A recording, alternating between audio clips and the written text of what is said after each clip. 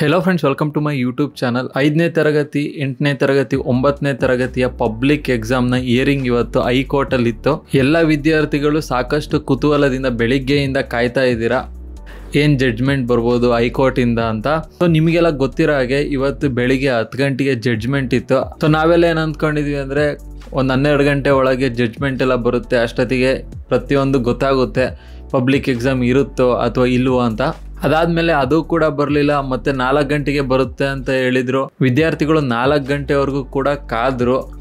ಇವಾಗಲೂ ಸಹ ಯಾವುದೇ ಥರದ ಅಪ್ಡೇಟ್ ಇಲ್ಲ. ಇನ್ನು ಕರ್ನಾಟಕ ಹೈಕೋರ್ಟ್ ವೆಬ್ಸೈಟಲ್ಲಿ ಕೇಸ್ ಸ್ಟೇಟಸ್ನ ಚೆಕ್ ಮಾಡಿದರೆ ಇನ್ನು ಪೆಂಡಿಂಗ್ ಅಂತಲೇ ಬರ್ತಾ ಇದೆ. ಸೊ ಇಲ್ಲಿ ಮೇಯ್ನ್ ಆಗಿ ಈ ವಿಡಿಯೋನ ಮಾಡ್ತಿರೋ ಉದ್ದೇಶ ಏನು ಅಂದರೆ, ವಿದ್ಯಾರ್ಥಿಗಳೇ ಜಾಸ್ತಿ ತಲೆ ಕೆಡಿಸ್ಕೋಬೇಡಿ. ಕೋರ್ಟ್ ಡಿಸಿಷನ್ನು ಯಾವುದೇ ಥರ ಜಡ್ಜ್ಮೆಂಟ್ ಬರಲಿ ಅದ್ರ ಬಗ್ಗೆ ಏನು ತಲೆ ಕೆಡಿಸ್ಕೋಬೇಡಿ.